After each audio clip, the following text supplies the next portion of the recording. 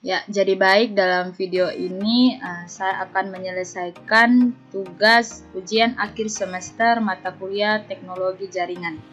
Ya, di sini sudah disediakan simulasi dan tugasnya adalah harus menyelesaikan atau mengimplementasikan salah satu metode dan menguji keberhasilan dari metode yang kita gunakan.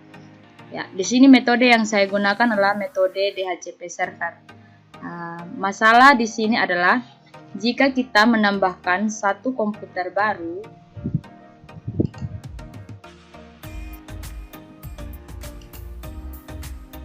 di sini kita menambahkan satu komputer baru, maka komputer ini akan memasukkan IP address, subnet mask, gateway, dan DNS server secara manual. Maka hal itu akan mempersulit user untuk masuk ke dalam jaringan. Oke, DHCP ini sendiri akan memberikan IP address kepada setiap klien yang terhubung dengan jaringan. Dengan adanya DHCP ini, maka setiap kali user atau admin akan menggunakan jaringan, misalnya terhubung ke WiFi atau menggunakan kabel colokan ke laptop atau komputer dengan kabelan, kita tidak perlu lagi menyeting untuk IP address, subnet mask, gateway, dan DNS servernya. Jadi fungsi DHCP ini adalah membagikan IP address serta pengaturan-pengaturan lain kepada setiap klien yang terhubung dengan jaringan. DHCP ini sangat mempermudah pengerjaan user dalam jaringan ketika ada klien baru yang terhubung pada suatu jaringan. Oke, kita langsung masuk pada pengimplementasiannya. Pertama kita menambahkan sebuah switch.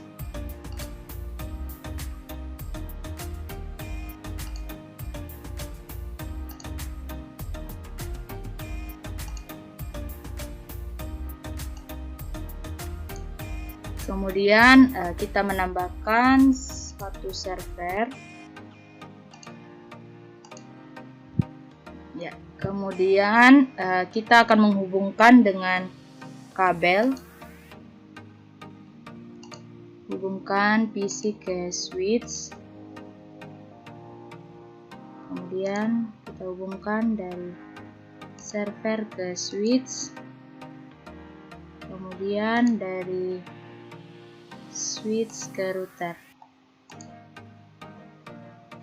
Sekarang kita akan mengaktifkan untuk Giga Ethernet-nya dengan cara kita klik pada router, kemudian kita ke config, kemudian kita klik di Gigabit Ethernet. Di sini kita klik on.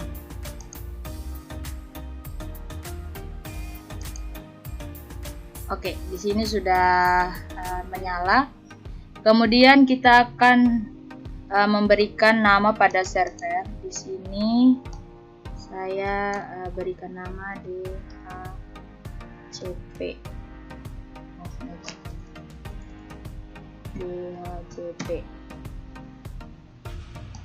Oke, kemudian kita akan menyeting untuk server. Kita pergi ke menu desktop, kemudian IP configuration. Di sini kita akan memberikan IP address. Di sini terserah mau berapa saja. Di sini saya berikan 192.168.0.254. Kemudian kita tab. Di sini untuk default gateway-nya saya berikan 192.168.10.254. Kemudian DNS servernya biarkan saja. Oke, sekarang kita pergi ke menu service. Ke menu service, kemudian ke DHCP.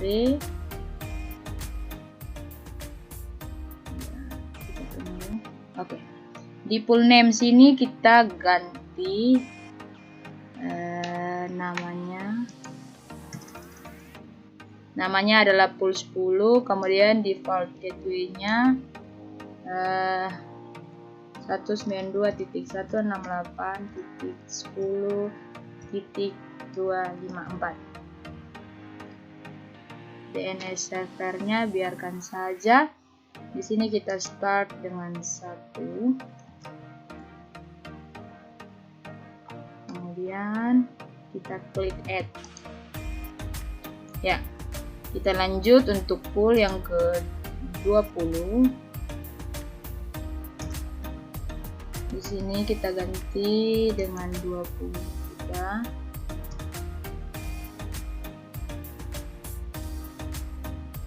Kemudian di sini kita ganti dengan 20. Kemudian kita add.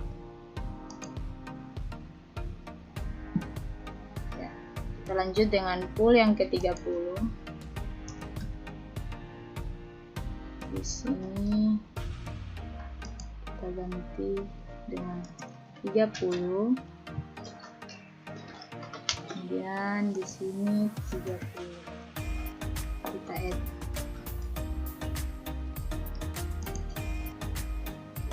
Ya, sekarang sudah berhasil dibuat untuk servisnya. Kemudian kita akan mengaktifkan dengan kita klik pada mode on ini. Ya, sudah.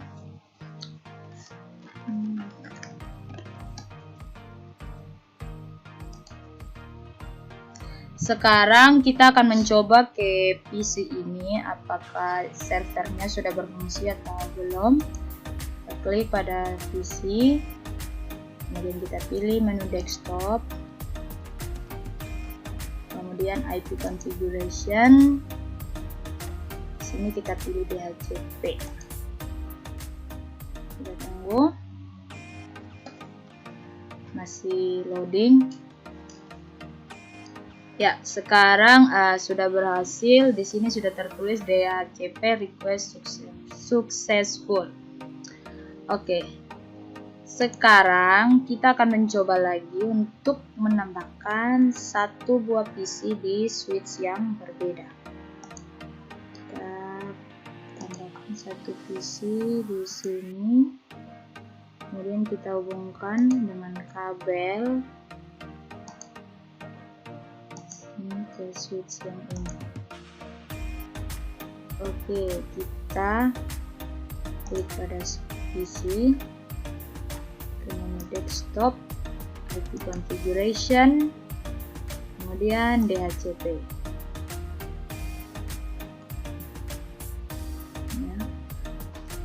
Ya, sekarang untuk PC yang sudah saya tambahkan tadi, dia valid.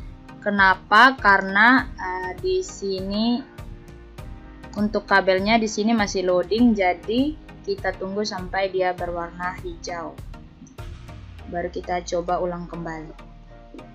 Sekarang untuk kabelnya sudah tidak loading, sudah berwarna hijau. Kita akan tes ulang. Kita klik pada PC, kemudian IP configuration, kemudian DHCP. Ya.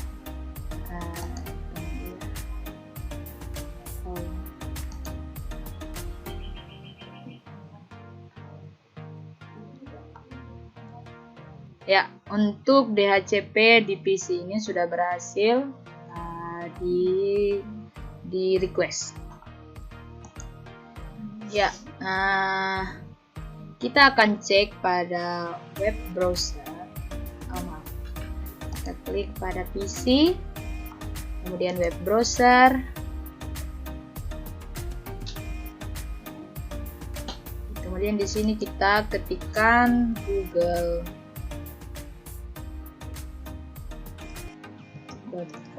halaman dari Google, kemudian kita go.